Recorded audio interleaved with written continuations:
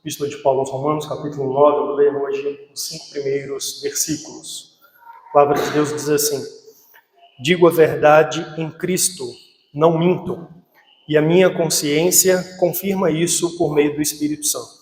Sinto grande tristeza e tenho incessante dor no coração, porque eu mesmo desejaria ser amaldiçoado, separado de Cristo por amor de meus irmãos, meus compatriotas segundo a carne. São israelitas, a eles pertence a adoção, assim como a glória, as alianças, a promulgação da lei, o culto e as promessas. Deles são os patriarcas e também deles descende o Cristo segundo a carne, o qual é sobre todos, Deus bendito para sempre. Amém.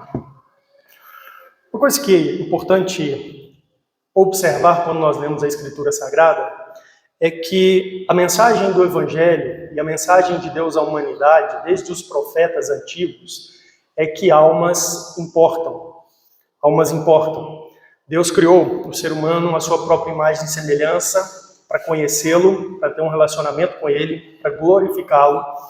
E quando nós olhamos para a Escritura Sagrada, nós encontramos ali a história da queda, a entrada do pecado no mundo, que desviou o homem do Senhor, desviou o homem da comunhão com Deus.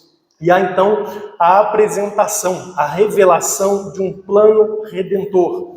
E esse plano redentor nada mais é do que uma ação soberana de Deus ao longo da história da humanidade, visando resgatar almas, visando resgatar pessoas, indivíduos, e trazê-las de volta à comunhão com Deus Criador. E esse plano redentor, ele passa necessariamente por Cristo Jesus, o Messias prometido, o Verbo encarnado, que vem a esse mundo, determinada altura da história, e vive uma vida perfeita e santa diante de Deus, mas entrega-se como sacrifício pelos pecados daqueles que creem nele.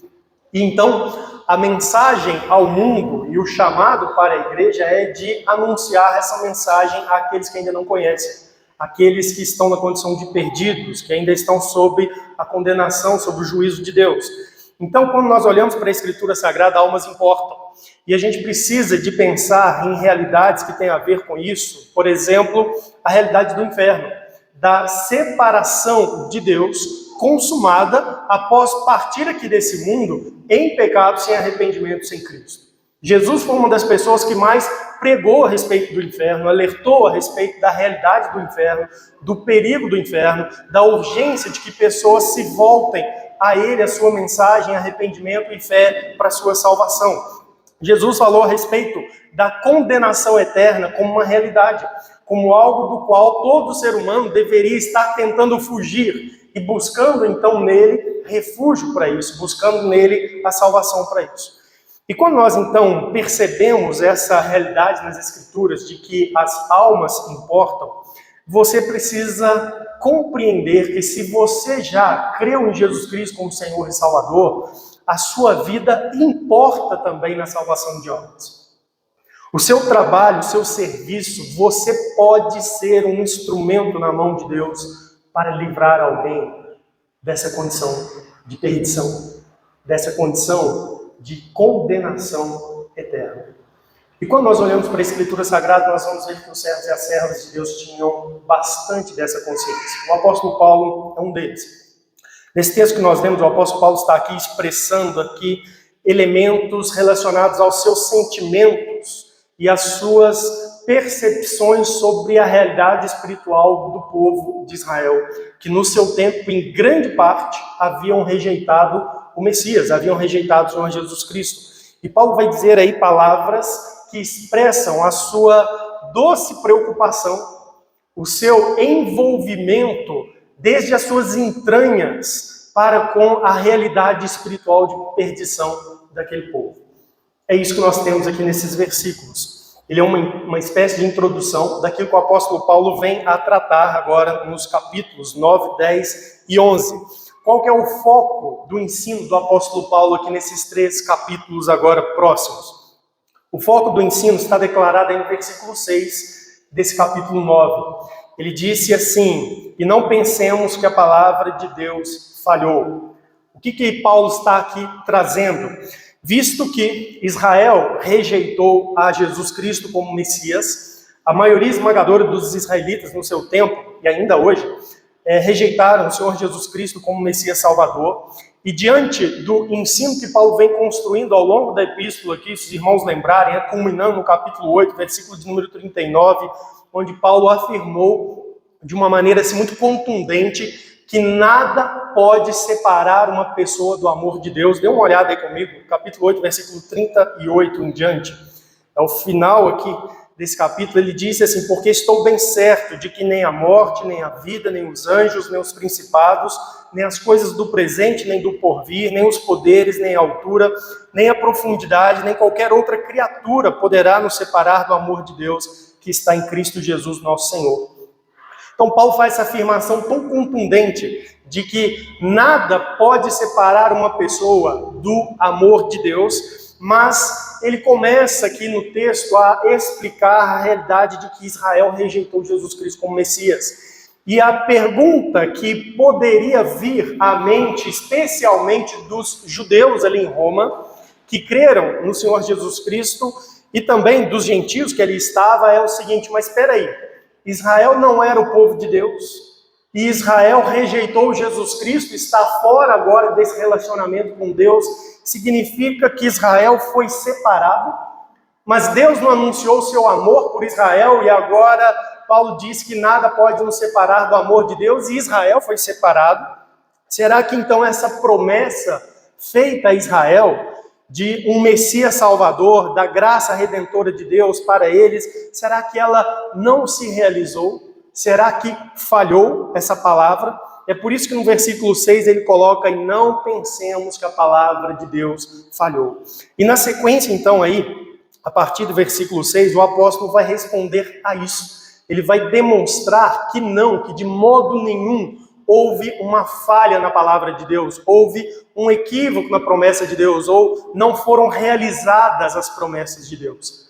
É isso que ele vai discorrer aí nos versículos em diante, a partir do 6 até o final do capítulo 11. Mas Paulo vai usar ao longo dessas explicações aqui alguns conceitos, onde ele vai afirmar assim, o afastamento de Israel, ele vai falar do tropeço espiritual de Israel, ele vai falar da sua desobediência ao Evangelho, ele vai falar de rejeição e endurecimento, palavras assim muito duras e muito graves, que poderiam levar aquelas pessoas a abraçar um preconceito que era naquele período já espalhado principalmente entre os judeus a respeito de Paulo, que era o seguinte: Paulo não gosta de judeus, ele prega o evangelho para os gentios, ele é apóstolo dos gentios, ele não gosta dos judeus. Se você se lembrar na Escritura Sagrada, em Atos dos Apóstolos, várias vezes o apóstolo Paulo é acusado, especialmente pelos líderes religiosos judaicos, dessa realidade. Olha, esse Paulo aí, ele é inimigo dos judeus. Ele vai, prega os gentios, ele vai e leva a nossa lei para os gentios. Ele não coloca eles dentro do padrão que é devido, né, segundo o judaísmo. Ele não leva essas pessoas à circuncisão. Ele é contrário àquilo que o judaísmo prega. E então, diante de palavras aqui que o apóstolo Paulo vai usar, que são duras e que descrevem o estado de perdição espiritual dos judeus que rejeitaram os gentios, o apóstolo Paulo poderia mais uma vez ser ali acusado e difamado como inimigo dos judeus. Eles poderiam fazer essa interpretação hostil dele para com Israel. E ele então vai abrir esses argumentos, aí no capítulo 9, essa série de ensinos, com palavras que têm por objetivo convencer as pessoas ou testificar às pessoas qual era, de fato, os sentimentos do seu coração para com a sua nação, para com os judeus. E é isso que nós lemos aí nesses primeiros versículos 1 ao 5. Então hoje, eu quero que você observe comigo aqui o texto e eu vou chamar a sua atenção para algumas coisas. Em primeiro lugar, no versículo 1, Paulo apela aqui. Ele faz um apelo para que as pessoas considerem, né, suas palavras, aqui o seu testemunho a respeito do seu sentimento para com Israel, para com a realidade de perdição do povo de Israel, como algo assim autêntico, algo honesto. E ele vai apelar, então, aqui às pessoas recorrendo ao próprio Jesus Cristo, à sua consciência e ao testemunho do Espírito Santo. Dê uma olhada aqui. Ele disse assim no versículo 9, então, digo a verdade em Cristo, não minto. E a minha consciência confirma isso por meio do Espírito Santo. Alguns estudiosos olham para esse texto e disseram que o apóstolo Paulo estava aqui fazendo um juramento, que ele estava aqui jurando, né, diante daquelas pessoas, de que aquilo que ele vai falar aqui a respeito do seu amor, da sua consideração para com seus compatriotas, era uma verdade. Mas ele está aqui fazendo um apelo intenso, que ele está aqui se dirigindo aos seus leitores de uma maneira muito solene. E quão solene é esta maneira? O texto coloca assim, digo a verdade em Cristo, não minto. O que ele está falando é, declaro a verdade, ou seja, o que eu vou falar agora é verdadeiro. Gente, não tem mentira nisso. Mas ele coloca o nome de Cristo, ele diz, digo a verdade em Cristo. E a ideia aqui é que ele está falando isso sobre o controle de Cristo. Não é algo que ele está apenas usando de sua boca, mas que de fato há ali uma aprovação, que é isso de fato que ocorre no seu coração, se importar profundo para com os israelitas. Então, ele na sequência fala aqui também a respeito da sua consciência e do Espírito Santo. Ele diz, e a minha consciência confirma isso por meio do Espírito Santo. Ou seja, Paulo está dizendo, olha, o que eu vou dizer, o que eu vou anunciar aqui é algo que em nada a minha mente me acusa.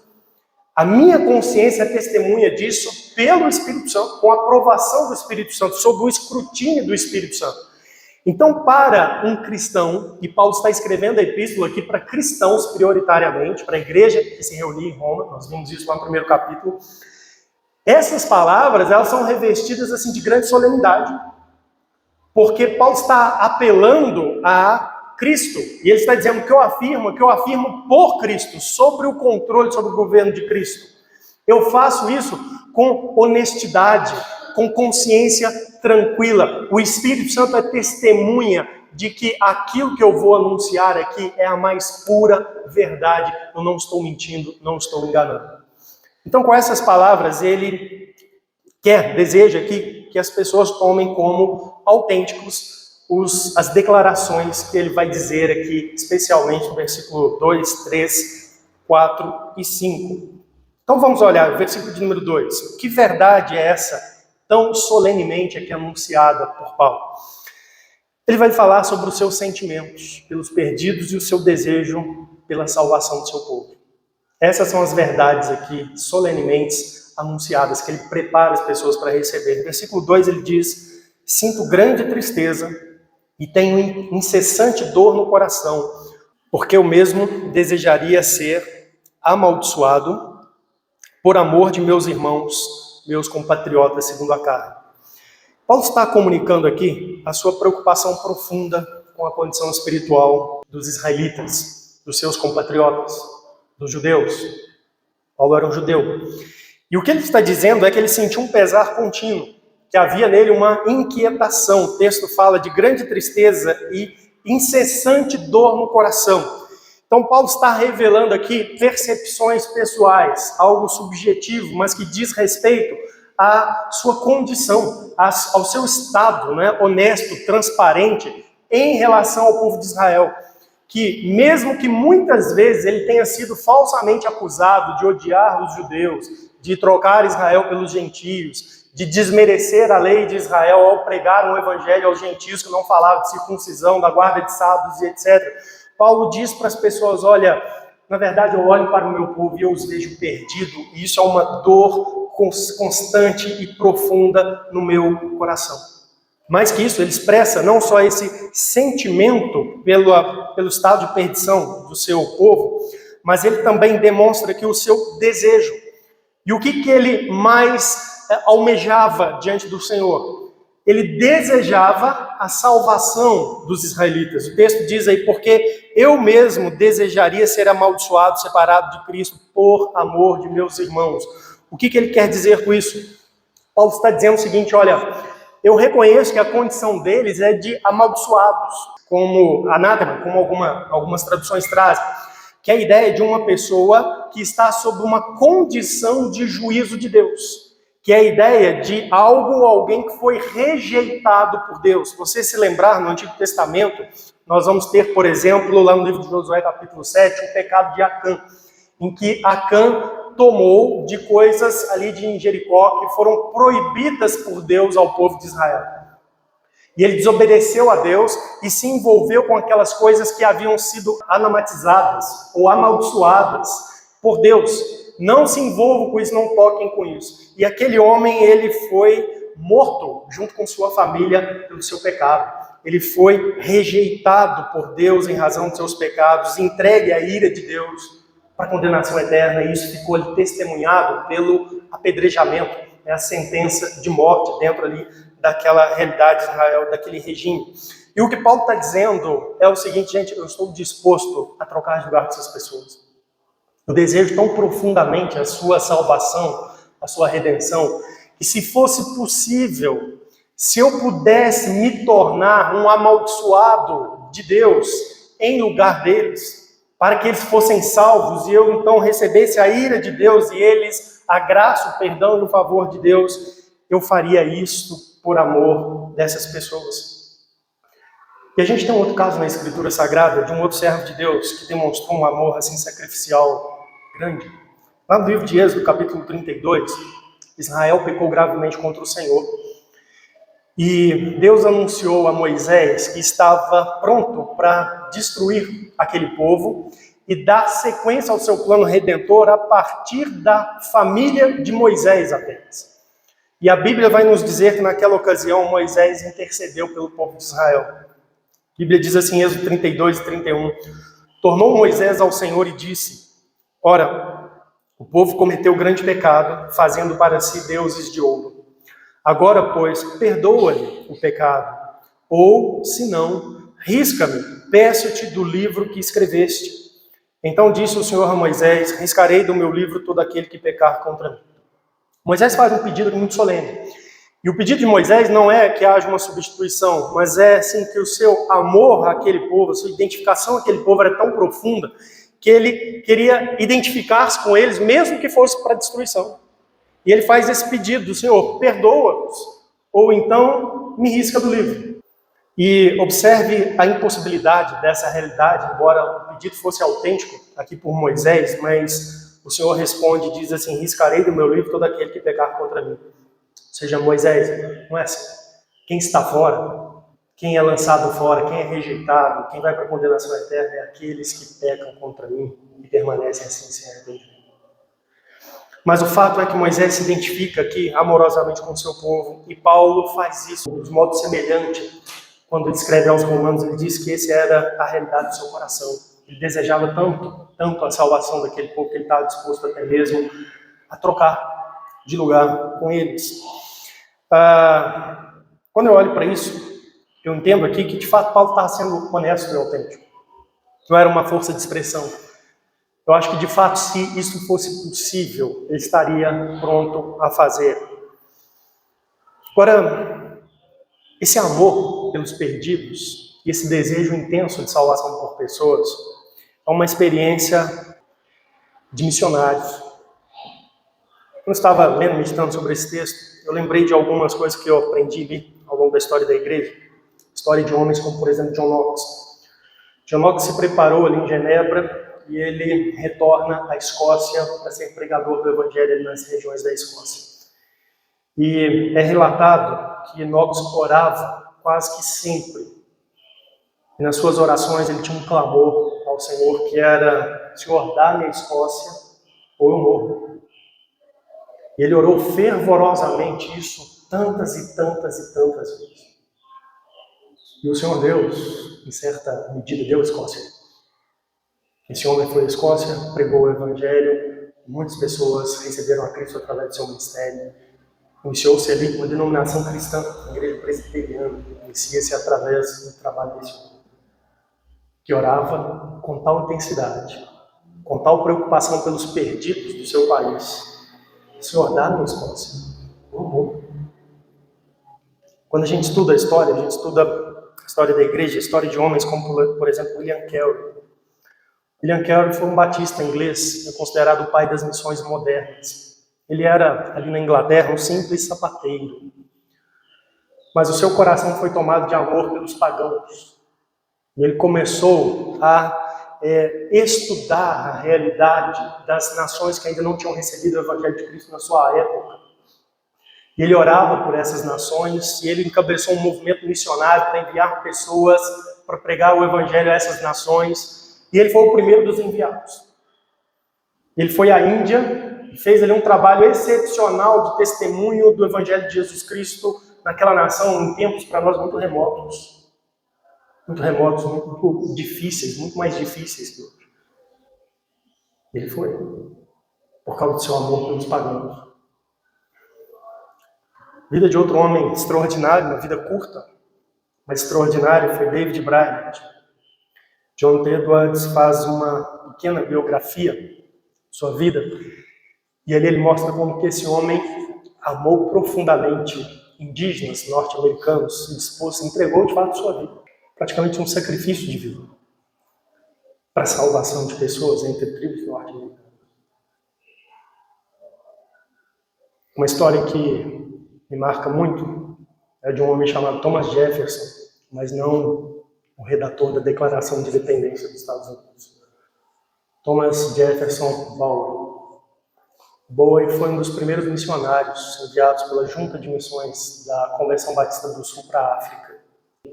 Ele teve uma série de doenças, sua saúde deteriorou muito, ele teve que retornar. E o Bowen disse uma frase, ele disse assim: meus fracos esforços entre milhões da África parecem como gota d'água na areia do deserto. Possa o Senhor convertê-los como uma centelha em restolho seco. Esse homem voltou para os Estados Unidos, recuperou-se da sua condição de saúde, não completamente, e eles decidiram: olha, não dá para você voltar para a África. É um ambiente muito hostil à sua saúde. E ele ficou sabendo que no país que ele foi evangelizar tinham sido levados como escravos para o Brasil milhares e milhares de pessoas. Então ele se dispôs a vir para o nosso país, ainda no período de escravidão. Chegou aqui em 1860 com o principal objetivo, foi o primeiro missionário batista no Brasil, com o principal objetivo de pregar o Evangelho para africanos que estavam aqui no Brasil. 1860. E eu falo com a Patrícia, eu admiro muito a história dos missionários, porque todas elas envolvem um sacrifício de vida profundo. Profundo. Pessoas que criam seus filhos em ambientes hostis, em realidades muitas vezes assim de necessidade. Enquanto que, no geral, o ser humano procura lugares melhores, ambientes melhores para ele viver sua vida, construir sua família, essas pessoas fazem o contrário. E você percebe nisso que há de fato um amor profundo, um desejo intenso pela salvação de almas. E é isso que a gente vê aqui nas declarações de Paulo. Paulo, embora difamado pelos judeus, ele amava profundamente o seu povo. E é isso que ele quer que eles saibam, mesmo que ele terá no seu ensino aqui que descrever a profunda queda de Israel ao rejeitar Jesus Cristo, que é o que ele fará aqui nos versículos posteriores ao longo do seu ensino, capítulo 9, 10 e 11. A segunda coisa que eu quero que você observe aqui, está no final do versículo 3, era o alvo desse amor. Eu creio que a gente podia falar do amor de Paulo pelas almas perdidas em geral, mas eu quero que você perceba aqui que existe um alvo especial, que eram os seus compatriotas. Ele diz aí no texto assim: porque eu mesmo desejaria ser amaldiçoado, separado de Cristo por amor de meus irmãos, meus compatriotas, segundo a carne. São israelitas, versículo 4. Paulo era apóstolo dos gentios, ele tinha consciência desse chamado. Jesus Cristo o chamou especialmente para pregar o evangelho para fora de Israel. Essa era a ideia, de ser apóstolo dos gentios. Ele foi separado por Cristo para isso. E ele devotou de fato a sua vida a esse chamado, pregando e atuando especialmente fora das fronteiras de Israel. Porém, quando nós olhamos para o Novo Testamento e acompanhamos a vida de Paulo como pregador do Evangelho, nós percebemos que sobressai, além deste texto, mas em outros textos, a realidade de que Paulo tinha um amor especial pelo seu próprio povo. Aqui, em Romanos, ele se refere a eles como meus compatriotas, israelitas. E quando nós olhamos para a Escritura Sagrada, nós vamos encontrar coisas como, por exemplo, assim, em Atos dos Apóstolos, capítulo 9, depois da conversão de Paulo a Cristo, ao cristianismo, a Bíblia diz assim: imediatamente lhe caíram dos olhos como que umas escamas e tornou a ver. A seguir levantou-se e foi batizado, e depois de ter sido alimentado, sentiu-se fortalecido. Então permaneceu em Damasco alguns dias com os discípulos, e logo pregava nas sinagogas a Jesus, afirmando que este é o Filho de Deus. Logo Paulo se converteu, e assim que ele começou a se tornar um pregador de Jesus, o primeiro alvo dele eram os judeus e aqueles que se reuniam nas sinagogas. Ele estava se profundamente interessado que o seu povo, os seus compatriotas, reconhecessem a Cristo, arrependessem de seus pecados, recebessem Jesus como Messias, se tornassem cristãos. Então, o foco ministerial de Paulo inicia-se no seu próprio povo.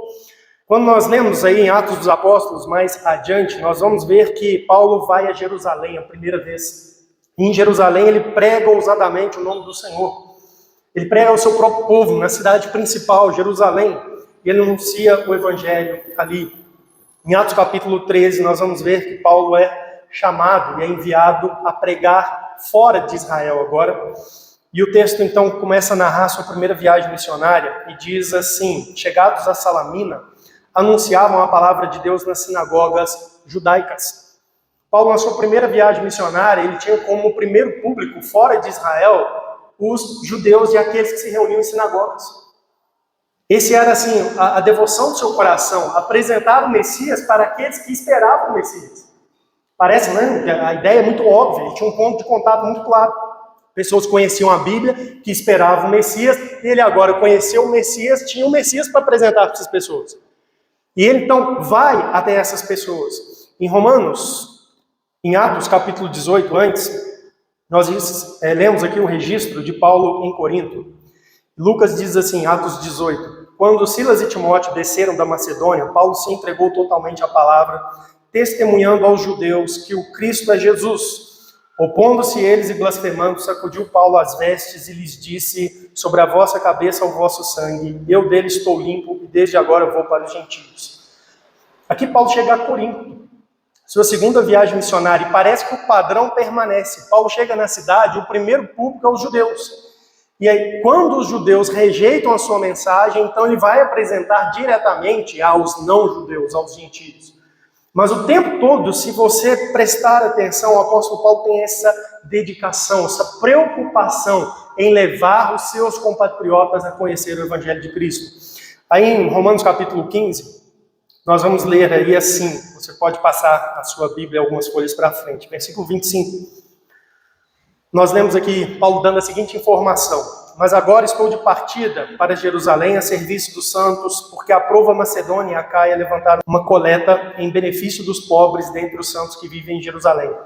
Aqui Paulo dá uma informação importante, que é a seguinte: ao saber das dificuldades que o seu povo, ali na região da Judéia, estava vivendo em razão de tempos de escassez, ele levanta uma coleta de recursos entre cristãos da região ali da Macedônia, para levar esses recursos em forma de assistência aos seus compatriotas, aos judeus ali em Jerusalém. Então, quando a gente olha para a Escritura Sagrada, irmãos, nós vemos que, de fato, havia em Paulo um desejo constante pelo bem-estar dos israelitas, especialmente o bem-estar espiritual. A coisa era tal que Paulo tentou, assim, por todos os caminhos atingi-los. Aí em Romanos capítulo 11, olha comigo aí uma informação que ele nos dá aqui também. Ele tenta despertá-los para o Evangelho, disseminando ou instigando entre eles ciúmes com os gentios. Olha que coisa. Romanos 11, 13, ele diz assim: dirijo-me a vocês que são gentios. Visto que eu sou apóstolo dos gentios, glorifico o meu ministério, para ver se de algum modo posso fazer com que os do meu povo fiquem com ciúmes e alguns deles se salvem. Observe, Paulo está constantemente preocupado com a salvação dos judeus. E ele diz, olha, eu tento até esse caminho, até o caminho de demonstrar de modo glorioso como que o evangelho está chegando aos gentios, eles estão recebendo, reconhecendo Cristo como Messias, como Salvador, e eles estão ficando de fora, os judeus estão perdendo isso, e eu tento levá-los a um ciúme, porque quem sabe, por esse modo, eles se interessem e se abram para o evangelho e sejam salvos. Então, essa é a realidade que Paulo está aqui comunicando à igreja. Ele tem um amor especial, um desejo profundo que haja salvação entre o seu povo e de modo muito, muito especial, né, entre este povo do qual ele faz parte. O patriotismo bíblico, e eu acho que é um patriotismo saudável, está ligado ao amor pelo povo. Não é uma questão assim nacionalista, desequilibrada, mas tem a ver com amor pelo povo. Uma devoção a pessoas e às necessidades das pessoas, não uma devoção a coisas materiais e realidades materiais. Paulo era um grande patriota nesse sentido. Ele amava profundamente o seu povo e desejava intensamente a salvação do seu povo. Versículo número 4, ele vai então aqui listar uma série de privilégios espirituais que ele reconhece que Israel teve. Paulo não era inimigo dos judeus, ele não negava, dizia assim, não, Israel de modo algum foi um povo distinto, especial na história. Paulo não negava isso, né, que era algo importante para os judeus, ele não negava isso. Versículo número 4, ele diz assim, são israelitas, a eles pertence a adoção, assim como a glória, as alianças, a promulgação da lei, o culto e as promessas. Deles são os patriarcas e também deles descende o Cristo segundo a carne. Aqui Paulo está aumentando, né, e listando uma série de privilégios espirituais que os judeus receberam. Que lá no capítulo 3 ele já havia, né, declarado, né, quando ele está lá respondendo aquela pergunta, qual é então, né, o privilégio de ser um judeu? E Paulo vai dizer ali muito sobre vários aspectos, está no início do capítulo 3, mas principalmente porque a eles foi concedido os profetas, né? O anúncio do evangelho, a revelação da escritura. E aqui nesse capítulo 9 ele lista mais alguns desses privilégios espirituais que ele reconhece que foram concedidos graciosamente para o povo de Israel ao longo da história da revelação, da redenção. Ele lista aí 8 deles: adoção, a glória, as alianças, a lei, o culto, as promessas, os patriarcas e o próprio Cristo. O que é cada um deles aqui? Adoção, de fato, o povo de Israel foi escolhido por Deus dentre todos os povos existentes daquela época. A Bíblia coloca dessa maneira, Deus através de Moisés coloca dessa maneira. Eles foram escolhidos para entrar nesse relacionamento de aliança com Deus, onde por meio desse relacionamento especial, Deus iria se revelando e traria o próprio Messias, a redenção da humanidade. Deus escolheu eles como esse povo, adotou Israel para ser este povo. Também coloca a glória, e a ideia aqui de glória é aquela manifestação especial da glória de Deus que o povo de Israel teve, que nenhum outro povo teve. Quando Deus instituiu ali a saída do Egito, o êxodo, o Senhor se manifestou para eles em coluna de fogo, em uma nuvem. Eles viram isso. Eles viram uma manifestação da glória de Deus no Sinai, quando eles receberam a lei, e Deus ali fez uma teofania que alcançou todos, e o monte fumegava, e tremia, e trovões, e eles ouviram a voz do Senhor, dando os mandamentos, e eles temeram.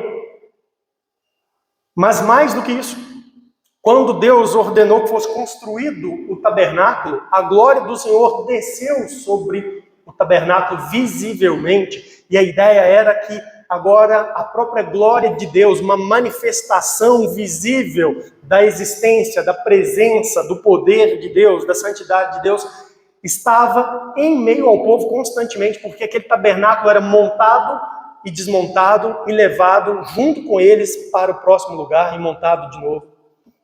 Quando Salomão construiu o templo, essa mesma glória do Senhor desceu e encheu o templo. A ideia da aprovação da presença de Deus entre eles. Nenhum povo da terra teve isso. Nenhum. Construíram ídolos, fizeram templos, se devotaram a homens como Buda e etc. Mas nunca tiveram esse privilégio de ser o povo de Deus, adotado pelo Senhor, o Criador de todas as coisas, de ter a glória de Deus entre eles. Ninguém teve, só Israel, privilégio espiritual. As alianças. esse Deus fez com eles, ao longo da história, né, na figura de várias pessoas, diversas alianças, acordos. Começando com Abraão, o patriarca. Deus faz 2 alianças com Abraão. Deus renova essa mesma aliança posteriormente com o seu filho Isaque. Deus renova essa aliança com Jacó. Deus faz aliança com Davi.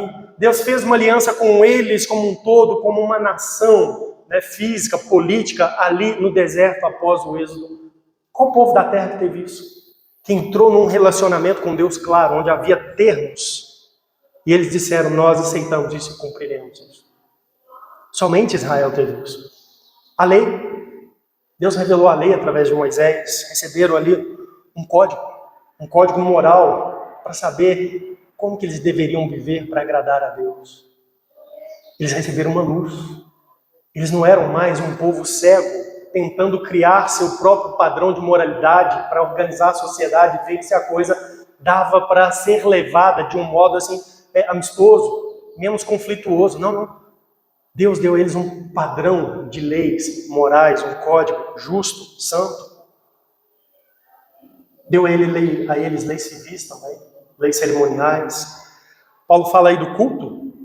Nessas leis cerimoniais, o Senhor Deus revelou a eles como cultuar adequadamente a Deus. Deus mostrou a eles, olha, eu odeio idolatria. Não me busquem por idolatria. Não tem outro Deus diante de mim. Não façam para ti imagem de escultura. Coisa semelhante a homens, a coisas do céu, na terra, não façam isso. Deus revelou para eles o culto por meio de sacrifícios, mas sacrifícios expiatórios. Não sacrifício no sentido de ganhar assim, a aprovação de uma divindade para que ela abençoe sua vida aleatoriamente ou nas coisas que a pessoa deseja, mas um culto onde era ofertado um animal puro, sem defeito, onde se fazia menção de pecados, onde se manifestava uma fé na provisão divina de perdão de pecados, etc. Um sacrifício expiatório, já apontando para a obra de Cristo na cruz do Calvário. Foi Israel que recebeu isso. Eles podiam cultuar a Deus naquele regime verdadeiramente. Eles receberam isso. Receberam as promessas de Deus. As promessas de crescimento de um povo. As promessas de terra. Mas, sobretudo, a promessa de reconciliação com Deus através do Messias, da obra do Messias. Eles receberam a promessa de salvação. A promessa de descanso além daquela terra física, a terra de Canaã que Deus havia dado. Foram eles que receberam isso. Privilégios espirituais. Os patriarcas são israelitas. Eles são descendentes do próprio Abraão, amigo de Deus.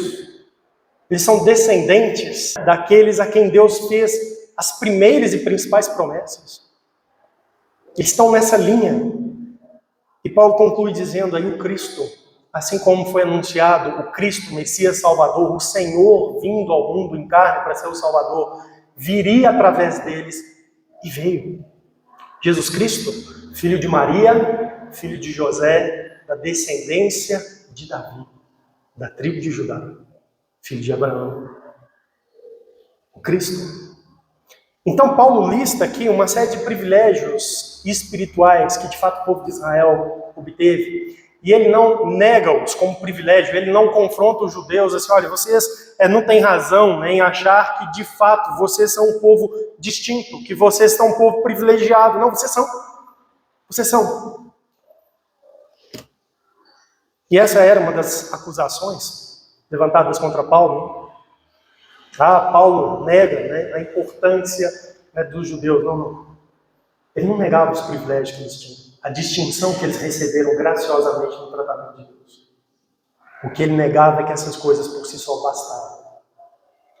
O que ele negava é que essas pessoas, por causa desses privilégios, dessa tradição, dessa história, rejeitaram a Jesus Cristo. É isso que ele negava. E ele ainda faz uma afirmação importante. Versículo de número 5, ele diz assim, deles são os patriarcas e também deles descende o Cristo segundo a carne, qual é sobre todos, Deus bendito para sempre, amém. Essa é uma das bases da verdadeira fé cristã. Paulo anuncia aqui com muita clareza a divindade de Jesus Cristo. Ele diz, segundo a carne, o qual é sobre todos, o Cristo é sobre todos, Deus bendito para sempre. Amém. Essa é uma base fundamental da fé cristã. Crer em Jesus Cristo como Deus Filho encarnado, como o próprio Senhor vindo ao mundo. Paulo aproveita aqui nessa lista de privilégios para reafirmar isso e ressaltar ainda mais o quão privilegiado eles foram. Imagina, o próprio Deus se fez carne através de uma linhagem humana relacionada com Davi, relacionada com os israelitas.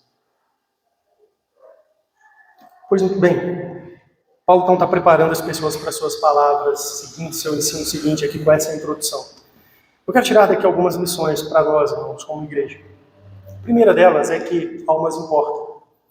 Paulo tinha essa concepção com muita clareza, ele demonstra isso aqui falando do seu sentimento, do desejo seu de salvação do povo de Israel. Eu acho que desejos tão intensos assim, como eu já descrevi aqui, são próprios de pessoas que Deus chama para o trabalho missionário. Porque afinal de contas você não tem assim, condições mínimas de cumprir uma vida de missionário se você não tiver esse amor intenso, essa devoção intensa. Então acho que isso é próprio dos missionários. Eu não quero aqui dizer e colocar sobre todos uma responsabilidade que ter esse mesmo desejo tão intenso, de ter esse estado de preocupação tão inquietante, que isso deve ser assim necessariamente a experiência subjetiva de cada cristão. Eu não quero lançar esse fardo aqui aos irmãos, porém, é preciso que você perceba, entenda que em alguma medida essas coisas devem estar presentes na vida de todo cristão. Em alguma medida, todo cristão deve ser alguém que deseja a salvação de perdidos, que deseja intensamente que pessoas sejam salvas, que se preocupa com a perdição de pessoas. Eu acho que isso é uma coisa óbvia, e eu vejo isso na experiência de outras pessoas também, mas, por exemplo, com relação àqueles que nós amamos, próximos de nós, familiares, não é? A gente conhece Cristo, o Evangelho de Cristo, e a gente passa a ter assim, um desejo muito especial que os nossos familiares também conheçam Cristo. Saiam da sua condição de perdidos, sejam livres da condenação eterna, da condição de amaldiçoados. Amigos próximos, pessoas com quem a gente convive, nossos filhos. Eu acho que é difícil conceber uma pessoa que é verdadeiramente cristã, que crê que Jesus Cristo é o Filho de Deus, que ele veio nesse mundo por causa de pecados, que crê que o pecado é uma realidade, que olhe para os seus filhos e não tem algum tipo assim, de inquietação por perceberem que eles ainda não professaram uma fé clara. Então, em alguma medida, isso aqui precisa ser realidade na vida de cada um daqueles que creem em Jesus Cristo. Eu te pergunto, quem são as pessoas que te deixam assim inquietos? Quem são as pessoas pelas quais você se preocupa com a salvação delas? Quem são as pessoas que você deseja intensamente que creem em Jesus Cristo sejam salvos pela graça? O que você está fazendo por elas? E o que você está fazendo por elas? Esse compromisso missionário, irmãos, eu acho que ele deve existir em todos. Em todos. E eu queria te dar aqui um caminho para fomentar isso no teu coração. Eu acho que é possível fomentar isso no coração. As pessoas que se dedicam à causa de pregação, testemunho do Evangelho, com muito empenho, elas são marcadas por amor. Amor ao indivíduo perdido. E a realidade de que as pessoas estão sob o juízo de Deus, porque é um pecador, que se morrer vai para o inferno, é o que Jesus ensinou. E ela então, por amor a essas pessoas, ela é levada a buscar de algum modo ser instrumento de Deus para a salvação daquela pessoa, para levar o Evangelho àquela pessoa. Você está buscando amar as pessoas? Amar nesse sentido redentor, de pensar no estado espiritual, na realidade da perdição, do inferno, da condenação, do juízo de Deus. Acho que quando a gente começa a pensar em pessoas específicas nessa condição, nós começamos a amar amar mais claramente. E esse amor nos leva a sermos mais objetivos, mais proativos, mais intencionais no nosso modo de viver, no nosso modo de testemunhar. Quem são essas pessoas? Você precisa começar a pensar pessoas por nome. Pensar na condição dela. Se ela morrer sem Cristo, ela vai para o inferno por causa de seus pecados. É justo isso. Com a vinda de Cristo, no juízo de Deus, ela será condenada eternamente. Esta é a condição dessa pessoa. Você tem pensado em pessoas assim? Esse compromisso missionário, eu também vejo que ele é fomentado por amor pela verdade bíblica, que será recebida pelas pessoas. Às vezes Deus usa pessoas para alcançar outros, pessoas que estão simplesmente assim comprometidas em apresentar de forma bíblica, de forma clara, de forma verdadeira o Evangelho. E através dessa apresentação da verdade, elas acabam expondo e confrontando os erros, o engano, a ilusão, os caminhos errados, a falsa religião. E Deus desperta através disso pessoas para a salvação. Você tem amor pela verdade? Você tem amor pela Escritura, pela apresentação clara da Escritura? Você se preocupa com a realidade que essa mensagem precisa ser cada vez mais com clareza anunciada? Porque nós vemos um mundo onde há uma disputa de mensagens. E se a mensagem do Evangelho não for claramente anunciada e corretamente ensinada, ela será sufocada. Essa é a intenção de Satanás, parábola do semeador. A verdade é sufocada, como aquela semente que nasce em meio a espinhos. Você tem amor pela verdade bíblica? Você tem amor pela igreja? Biblicamente, claramente, a igreja é um instrumento de Deus para levar a mensagem do Evangelho a outras pessoas. A igreja é um instrumento de propagação do Evangelho, para fazer a multiforme sabedoria de Deus ser conhecida entre principados e potestades pela igreja. E muitas vezes a igreja consegue atingir pessoas, levar a mensagem às pessoas, e pessoas se convertem através do ministério, da pregação, do ensino, do discipulado, e tem a participação e envolvimento de membros fiéis, comprometidos nisso. Você tem amor pela igreja? Você percebe a realidade do ministério da igreja como algo assim importantíssimo, essencial no plano de Deus, na maneira como Deus faz a sua obra aqui nesse mundo? O modo como Ele ordenou, um meio fundamental, essencial que Ele ordenou para levar a mensagem do Evangelho. Irmãos, se nós aprendermos a amar pessoas individuais mesmo, pensá-las na sua realidade, nós vamos nos envolver mais com a pregação do Evangelho, com o ensino, com o testemunho. Se nós amarmos a verdade, nós vamos testemunhar mais a verdade. Se nós amarmos a igreja, nós seremos bênçãos. Para que outras pessoas conheçam, creiam, cheguem a Cristo. Esse é um caminho. Um outro caminho que eu vejo na Escritura Sagrada é orar por essas pessoas. Quando você pensa em indivíduos e se preocupa com eles, com a realidade do inferno, da condenação, você começa a orar por eles, pensando neles, citando-os, apresentando-os diante do Senhor, colocando-os diante do trono da graça de Deus. Você começa a amar mais profundamente essas pessoas. Começa a ser mais dedicado para que o Evangelho chegue a elas. Você contribui para a causa do Evangelho financeiramente, isso também tem um efeito sobre o seu coração impressionante. Aquelas coisas onde nós colocamos nossos recursos, nossos tesouros, são as coisas para onde nossos corações estão. Se você começa a entender que realmente não há tesouro maior do que a salvação de uma alma, você vai querer investir nisso. E você vai reconhecer que de fato são um grande valor. É maior do que qualquer outra coisa, porque as almas são eternas. E testemunhar em obediência.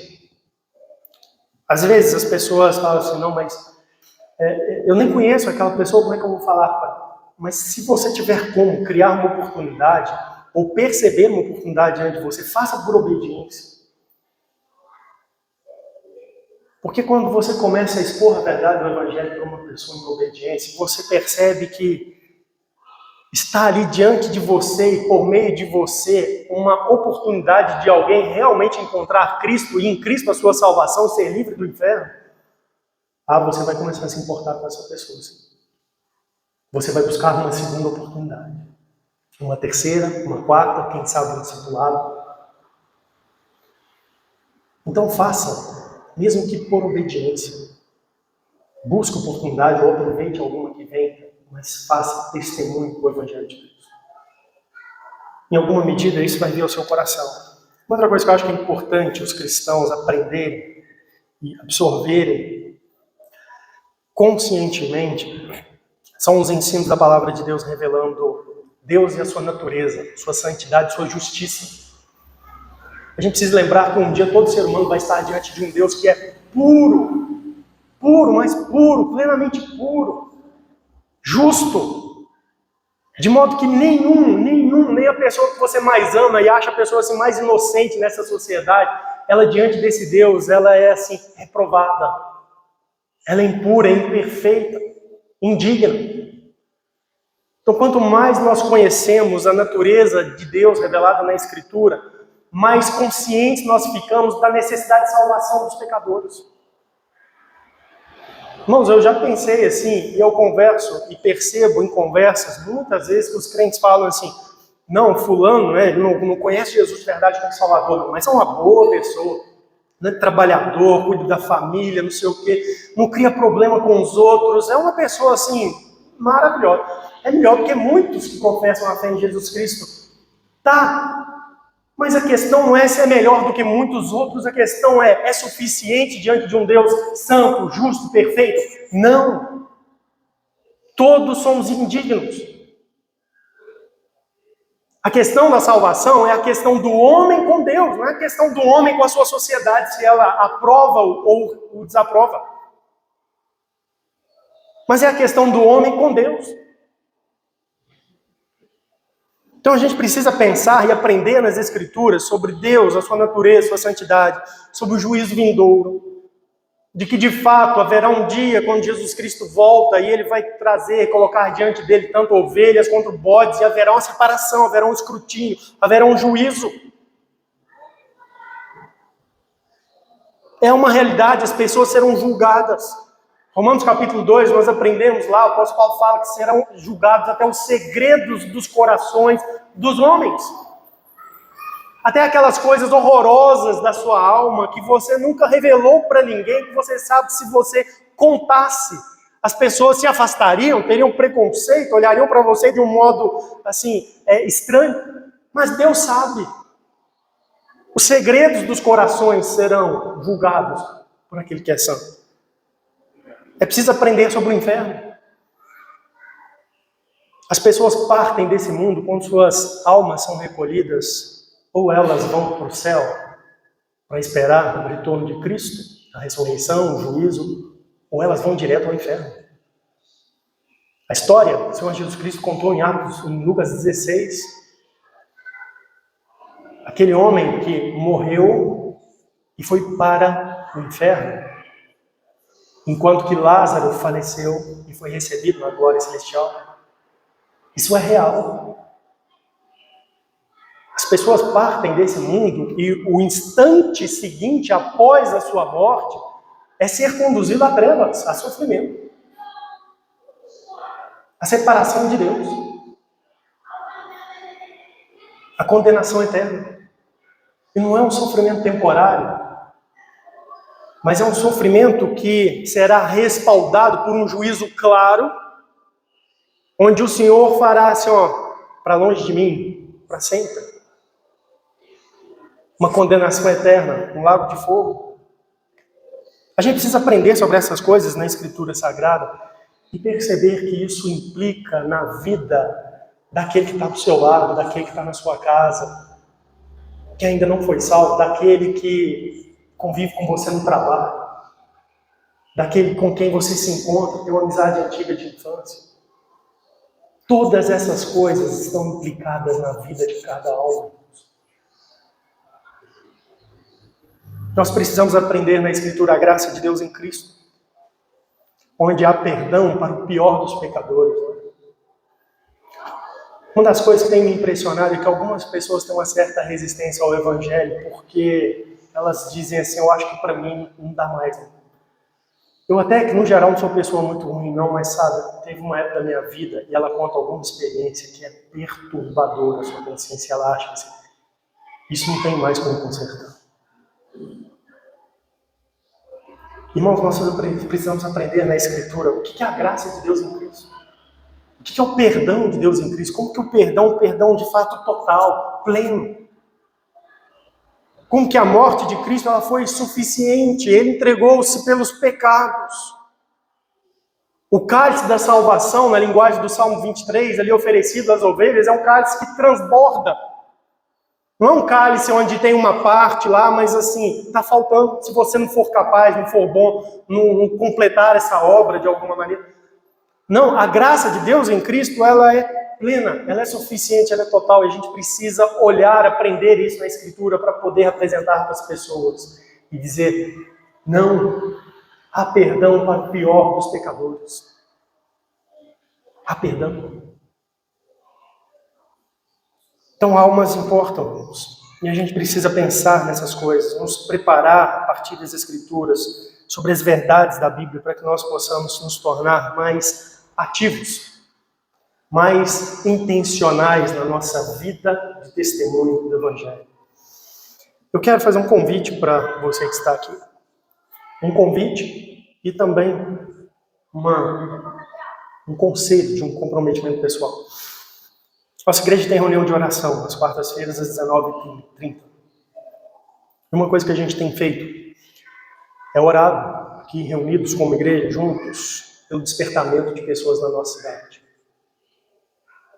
É orado pelas igrejas de nosso país, para que o Evangelho possa ser pregado fielmente no nosso país, através de outros irmãos e irmãs, outros ministérios. É orado pela conversão de familiares, de indivíduos, às vezes por nome. É orado pela conversão das crianças que participam conosco no grupo. Você pode participar disso, se unir nessa súplica constante que nós fazemos. Eu quero ainda trazer um alerta a partir desse texto. Paulo reconhece aqui os privilégios espirituais que Israel recebeu. Mas não eram suficientes.